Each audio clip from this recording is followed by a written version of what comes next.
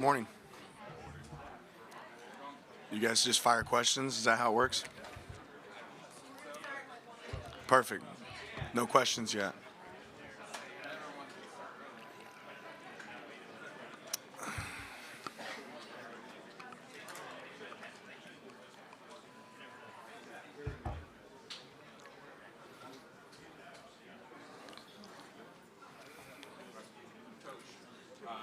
After playing Ohio State in October, The Oregon players coming in, please take a seat at any of the round tables as you walk into the room on the right-hand side. okay, Coach. We're going to get started in about 1 minute.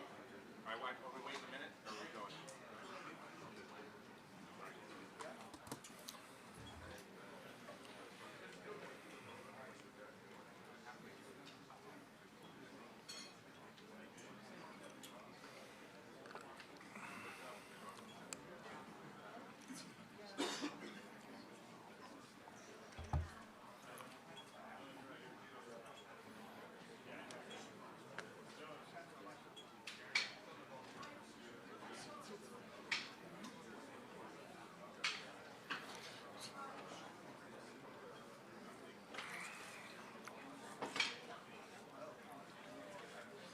We're going to go ahead and get started. Welcome to Oregon's Media Day at the College Football Playoff quarterfinal at the Rose Bowl game presented by Prudential. We have an hour on the clock. We're going to get started. We'll give you guys a 20-minute warning and then a 5-minute warning before the end of the session. Thank you. All right, we'll try this again. Since playing Ohio State the last time, what stands out most and how they look differently? Losing to Michigan, beating Tennessee, what's most different about this Ohio State team you're going to face on the first? Yeah, I mean, every game has an identity, into itself. And obviously, watching this most recent game, Ohio State played really well. They have a lot of strengths. They're really good on both sides of the ball and really good on special teams. So I think what you recognize when you watch the film is a team that has a lot of strengths, a team that's really talented and really good.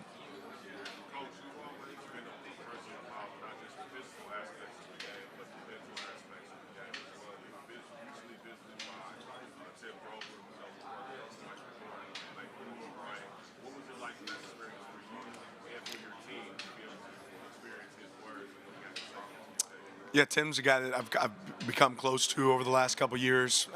He does an unbelievable job, being able to deliver a message. I think he sees things black and white, which I certainly appreciate, and I'm glad that he was able to share a message with our team.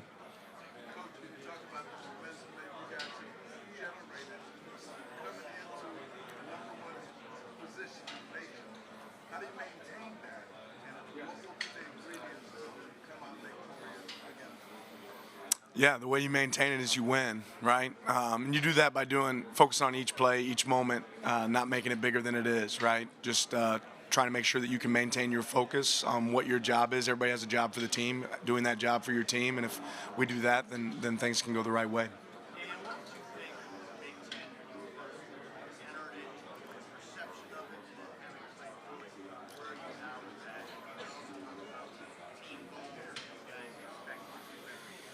Yeah, first off, I had an outside looking in of the Big Ten. It was a conference that I had a lot of respect for. Obviously, some great teams. I think the history of this conference is unique and special, something that we were really excited to be a part of. And then I've been extremely impressed with the leadership, from Tony Petitti, the commissioner, and everybody, from that standpoint, as well as the opportunity to get to go play against, teams in some unbelievable venues. And all those things have been really rewarding. I think it is a physical conference. It's obviously one of the best conferences, if not the best conference in college football. So I'm glad that we get to be a part of it. And our goal is always just to play to our best, right? Don't focus on the result, but focus on the process. And if we're playing our best football, the rest takes care of itself.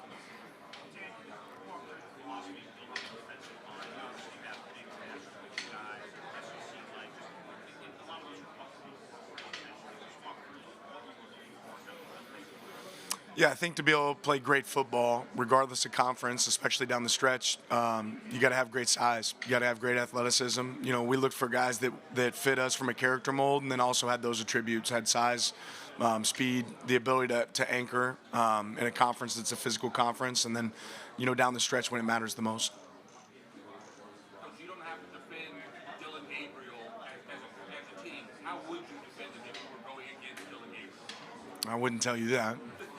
But Dylan's obviously an unbelievable player. He's I think he's a really hard player to defend because of the things that he can do, the decisions that he makes.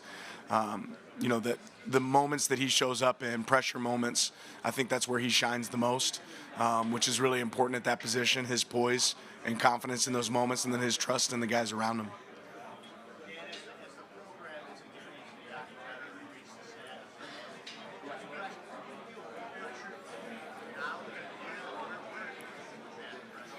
Well, I think you hope that you can feel that pressure, right? If you're in moments like this, you're certainly going to feel pressure, right? And I think anybody that says they're not, they're lying. But that's what you want to coach towards. You want to be in positions where pressure is applied. And, Kirby said it before, but I agree with him. Pressure is a privilege, right? If you put yourself in position to where you're going to have pressure, that's something you have to be able to handle. And our team's handled it really well so far. We have to continue to do so down the stretch.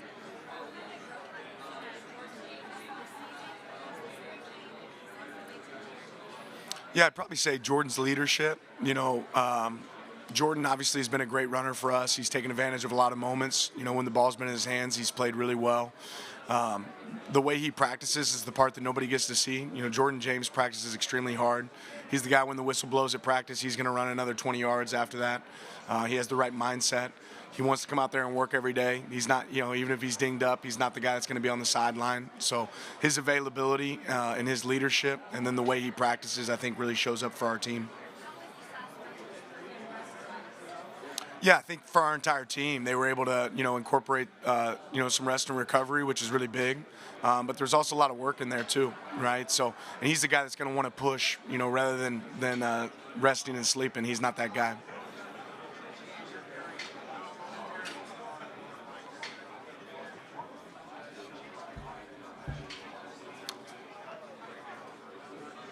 Yeah, I think there was talented players on our team here before, but I think we identified there's some areas that we wanted to continue to improve and get better, right? There's no secret that the best teams in college football have the best players, right? So you want to improve at every position, certainly defensive line, offensive line. I think a lot of that comes from competition, right? When there's one great player at a position, that player can be a really good player. But when you have two great players at a position, they push each other. They make each other better. And I think we have a lot more of that on our team than when we first got here.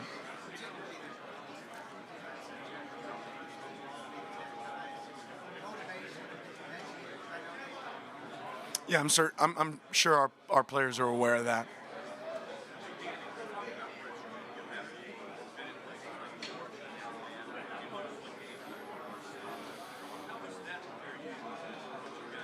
Say that one more time. I'm sorry, I can't hear you.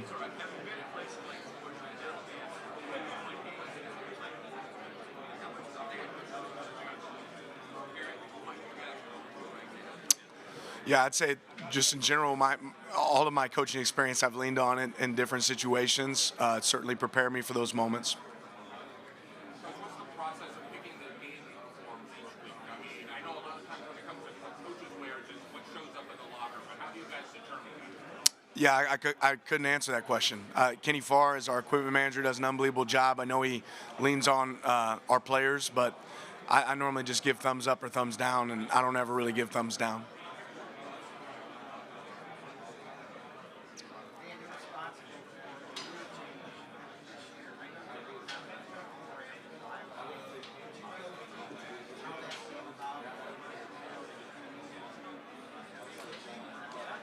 We talk about a ton of situations, that being one of them. So, we got to continue to adapt to what rules exist in college football and make sure you can take advantage of them when you have the opportunity. You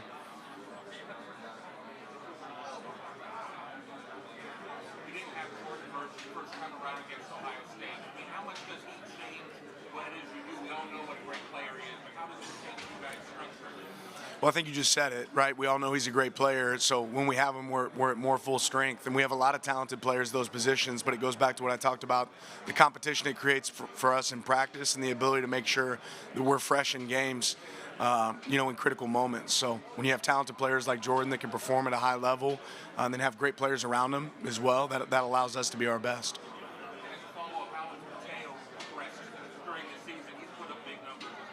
Yeah, anybody that's watched Mateo has realized we got a really special player there.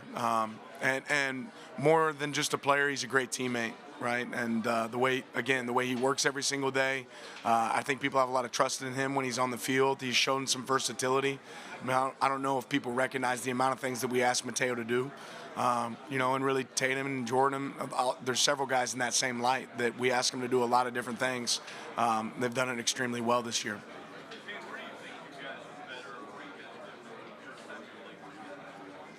Yeah, great question. Our team's about growth, right? We hammer that a lot in our meetings. So I'd like to think there's a lot of things that we've improved on, since that moment. I don't know if there's one overall arching theme that you would look at and say, okay, this is where they've drastically changed, because I don't think that's what it's about. Growth comes in incremental pieces. But I think we've grown in a lot of areas. I think we've challenged ourselves to continue to change and adapt, based on the teams that we're playing. The amount of information that our players are able to handle, I think is probably one of the most stark differences in our team now compared to when I first got here, that there's no such thing as information overload for our guys. If we can give them a nugget that'll help them perform in the game, our guys are really able to absorb that really well.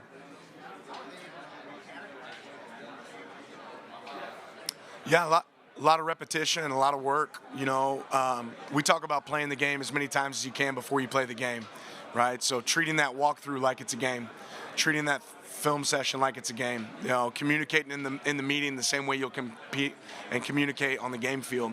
And I think our guys do an unbelievable job of creating that.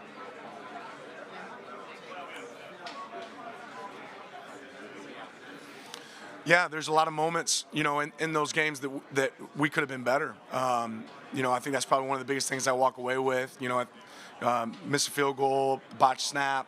Probably an opportunity for me to be able to kick the ball down there when we're tight to the red area. Last time I think we scored 2 touchdowns and 5 trips to the red zone, so that's an area that we can certainly improve and be better. But ultimately, coming out with a victory in a tight game, I think that's, tells you a little bit about our team as well. But realizing there's some moments that we left out there and things that we can attack and improve on.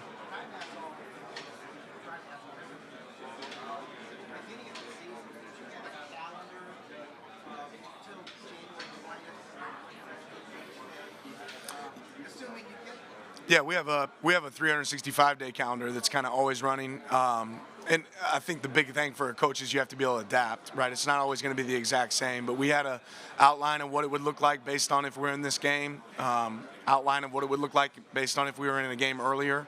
So we had a lot of different plans that we're able to execute, and then being in position where you can adapt that plan based on the needs of your team.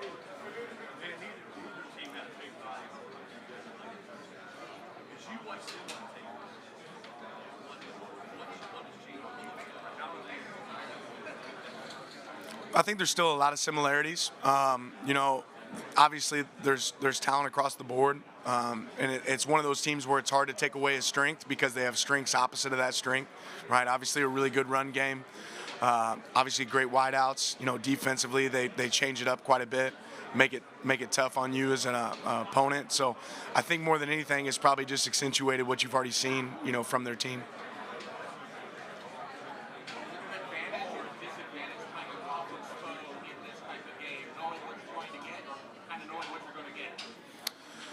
Yeah, I don't know that I necessarily look at it that way, but playing a team that you're familiar with, I mean, there's certainly some advantages too, but on the same note, they're familiar with us as well. So I think all that stuff kind of goes to the side. Okay. No golf for a long time right now.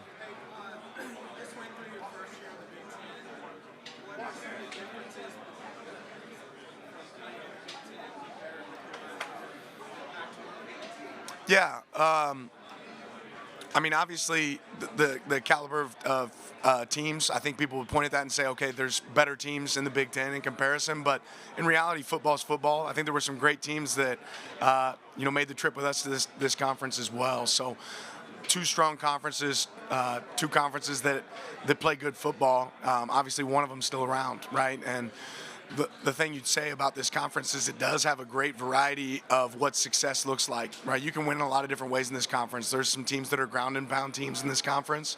There's some teams that throw the ball.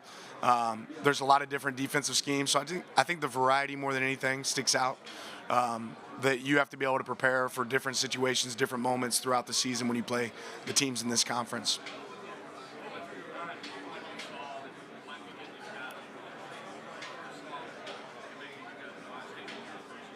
Yeah, I think excitement. When you get to play great teams, I think you're really pumped, right? And to be at this venue, the Rose Bowl, to play a team like Ohio State, I think that's what you coach for. Those are the moments that you want to be a part of.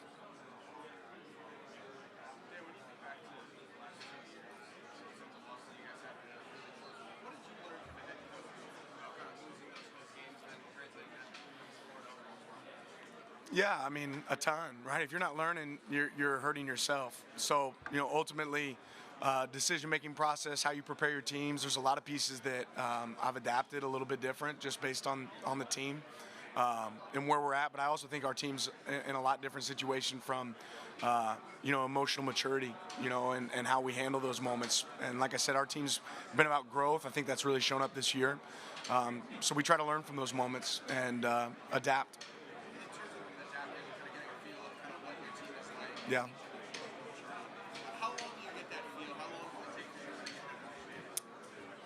Every team's different. Next year our team will be completely different as well. So I think the season tells that story, right? And throughout the season, you continue to identify if your team's going to keep growing and adapting and changing.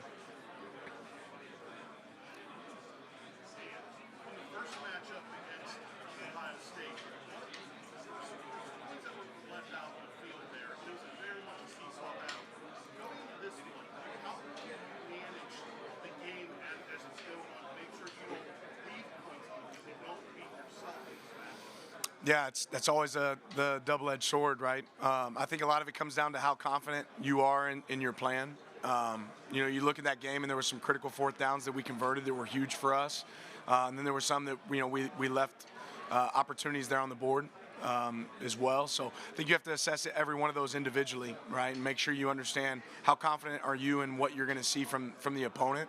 How much success have you had in those schemes in practice, and then making sure you assess all those things as you go into the game. Last question. To go back to that aggressive cheer, I think that's one of your strongest traits. You're not afraid to go for it, but you've seemingly matured this season and get a lot more success with your team and making sure they can execute this situation. How has that process evolved from like the first year where it bit you against Washington and Oregon State to now where it just seems like you know what you're going to do, you know you got your team prepared for success? Well, I just say that the success works. So when it doesn't work, people let you know that it didn't work, and when it does work, people let you know that hey, you're more mature now, right? But like we've gone for it on fourth down this year as well, and sometimes it's worked, sometimes it hasn't. In this last game that we played Ohio State, sometimes it worked, sometimes it didn't. So I don't really get caught up on what other people's opinions are. To me, it's about our process. Was our process right? And we try to be process-oriented over results-oriented. If we have a good process and it doesn't always work out right, sometimes you have to live with those results. But everything that, in our program, we assess, the good and the bad and what it's going to look like when you step out there on the field. So you were just saying it's not about the results, but in a way it is about the results because you don't get the results in that compounds over time and you have to relook at the process. If the process was wrong, right? So like process would mean did the guy run the right route? Did we have what we thought was going to be able to be executed? Let's say you have one-on-one coverage. Did you get one-on-one coverage, right? So if the process was wrong, you go back and evaluate that. If the result's wrong, why was the result wrong? Was it a technique, right? Was it somebody not throwing the ball where it was supposed to be thrown? Did somebody execute within that? So I think you look at it all, right? It's not just a small lens. Did it work or not work, right? There's plays that have worked for us this season where the process wasn't great, right? And that was a great result, but that doesn't mean it was the right call.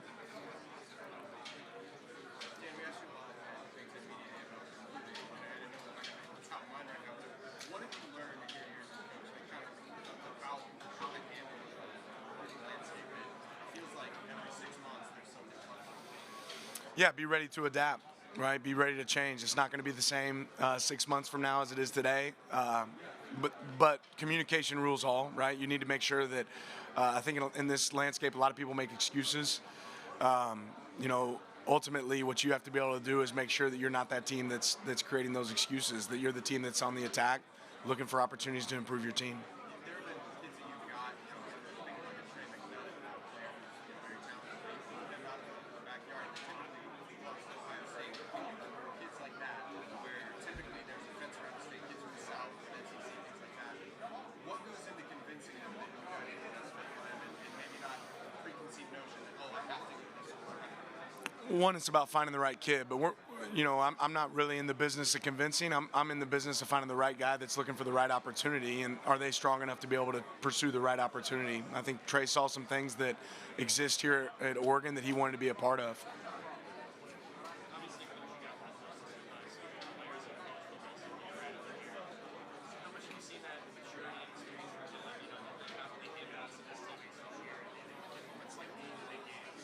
Yeah, a ton. I mean, I think there's several moments we can point to this season where his experience has shown up, and he's created a lot of success for us on the field. I've said it several times, but I think that's one of Dylan's strongest traits is his poise.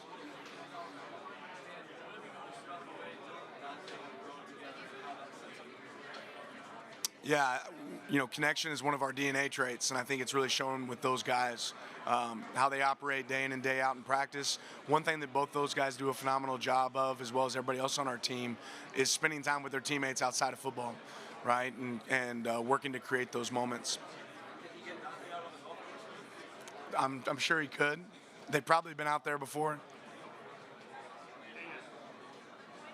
James Franklin said yesterday, and he has to do a media days, that college football needs a commissioner. Do you feel college football needs an overall commissioner? Number two, you second James, would you third James Franklin and Lane Kiffin's suggestion of Nick Saban assuming the role?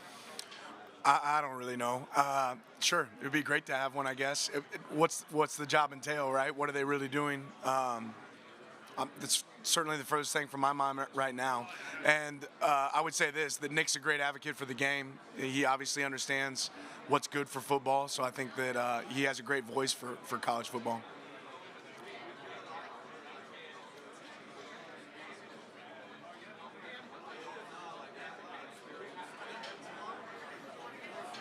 Yeah, I feel like we have one of the best, if not the best, tight end rooms in the nation, and it really starts with how those guys prepare. They're extremely well coached. Coach Maringer does an unbelievable job with those guys, but they're really a selfless group. They embrace their strengths. They all want to go out there and see the team have success. So it's been a big advantage for us this season. Just exactly what I just said about selflessness, the ability to play injured. This guy's had a lot of injuries through his career that people don't even realize, broken fingers, messed up shoulders. He's dealt with a lot, and despite all that, he's always been out there on the field and available for us, and does an unbelievable job out there competing, on the field.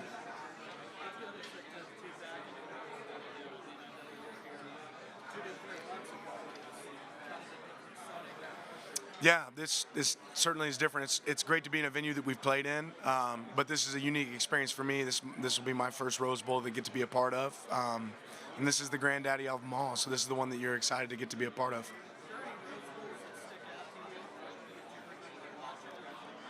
There's so many great ones. I don't know that I would pick one that's the highlight, but listen to Jackson say the granddaddy of them all is pretty special every time you hear that.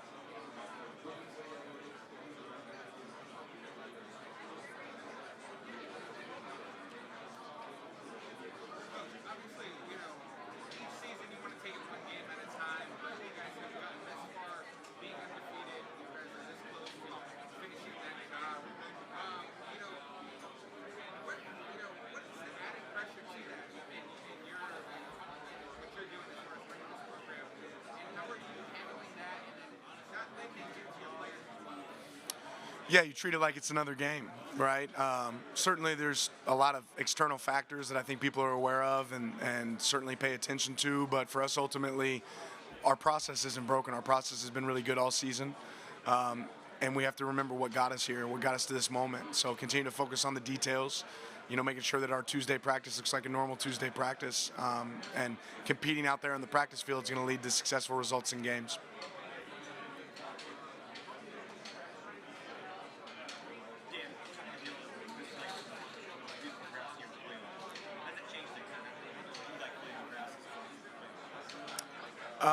I'm not playing, so I don't know how. Yeah, I think players certainly enjoy playing on grass. Yeah, it's great. Yeah.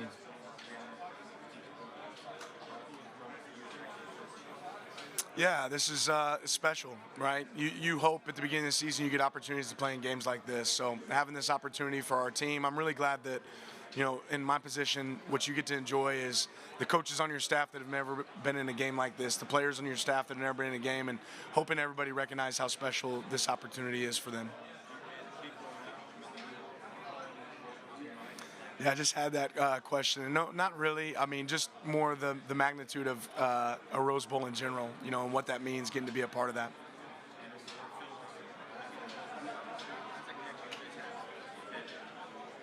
Yeah, yeah, very special. When I first got hired here, this is one thing that Phil always talked about. He talked about external pressure. He talked about, hey, look, all I'd love to do is to have the opportunity to be in a Rose Bowl, win a Rose Bowl. So getting to be here for Phil, I know what that means to him. It certainly means a ton to me, out of my respect for him and out of respect for the University of Oregon.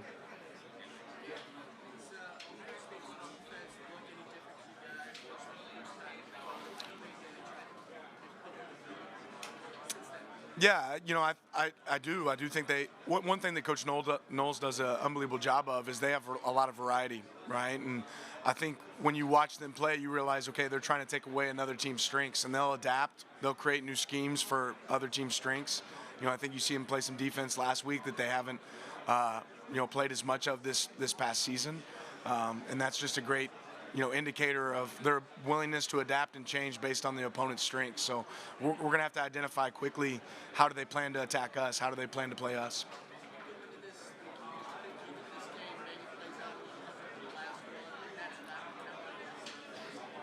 Well, I would say every game has an identity to itself, and certainly this game will be different on both sides of the ball. I mean, I'm sure we have different elements of our game that'll be different, and I know they'll have different elements of their game that'll be different as well.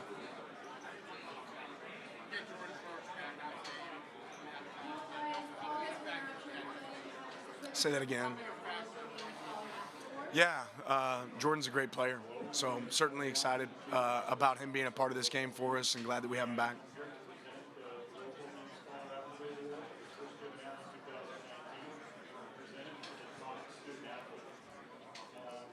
Based on academic achievement, community service, and in addition, we have a copy of the trophy that's at the original management. I'm pleased to announce that Dylan Gabriel is our recipient from Oregon, one of 16 finalists for the Little League Campbell Trophy, known as the Academic Heisman, named National Football Foundation National Scholarship Award, conducted in 2024. Fifth outstanding player to be named NFL National Student Athlete. Congratulations. Appreciate it.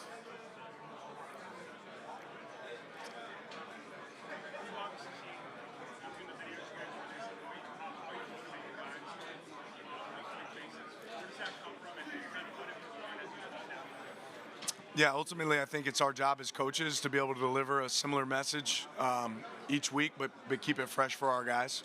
A lot of the times, the undertone doesn't necessarily change, but making sure that we keep it fresh for our team, I think, is really important. We try to be really diligent with that in that process, and ultimately, I'd say a lot of that can be overrated. The reality is you have to go out there and execute on the field, but it is our job as coaches to keep it fresh.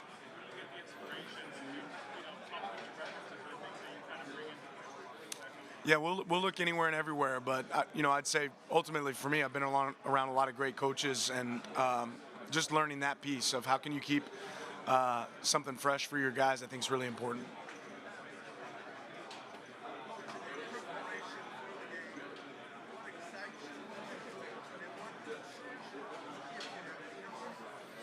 Yeah, the opportunity is what excites me the most. Just getting the opportunity to play against, like I said, a great team.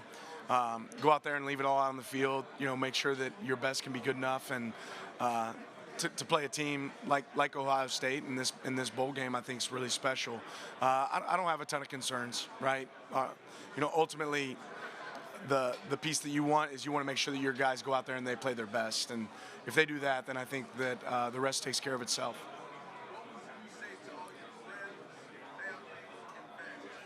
Oh, just that I love you, right? I wouldn't be sitting in the chair that I'm sitting now. I'm extremely blessed to get to do what I do, and every one of those people make that special for us. No, I wouldn't put myself in that category, but I would say ultimately I have a lot of great people around me, right? Great coaches have great players. Great coaches have other great coaches around them, and this organization in general, we have an unbelievable organization. A lot of people that are working to achieve the same goal. They get up every day to go do their job, and it really starts with our players, and then that's accentuated with our coaches and the staff around our coaches.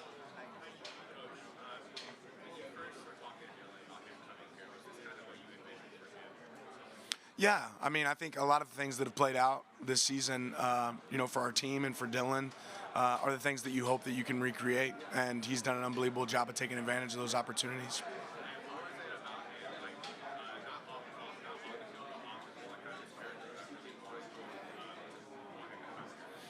Yeah, I mean, really the person that Dylan is, you mentioned it off the field. The very first thing that Dylan did when he got here is he spent time connecting with his teammates, right? He found moments to go have a dinner with the guy. He found an opportunity to go do an offensive retreat with his team. Building those relationships first, and then the rest on the field kind of takes care of itself once you have those genuine relationships.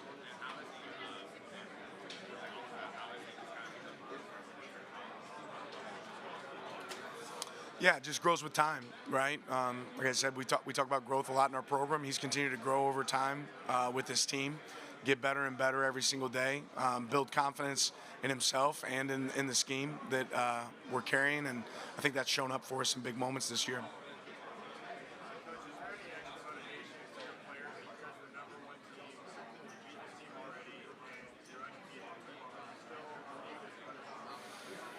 Yeah, we're not concerned about outside noise. I would say ultimately, like, you got to go play the games, and that's something we're excited about.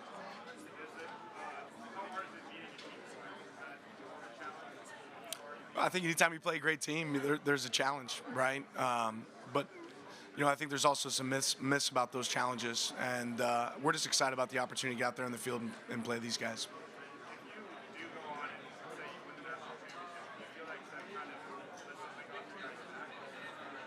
Well, I'm not there yet. I'm focused on this game first. Yep.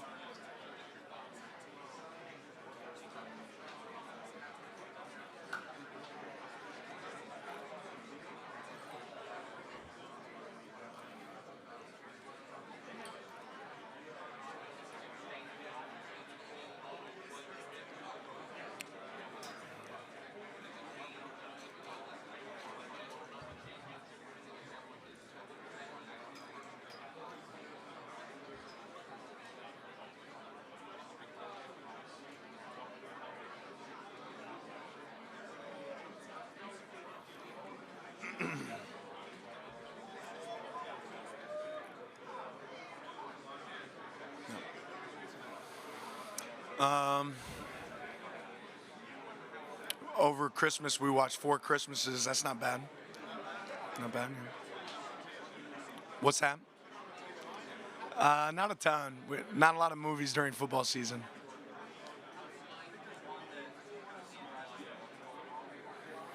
A movie?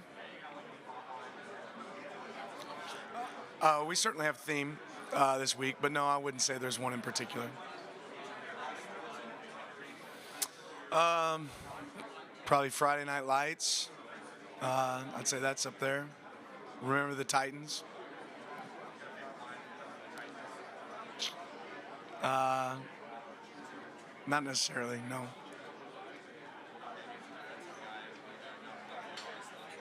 I mean, that's a great one. Yeah, that's a great one.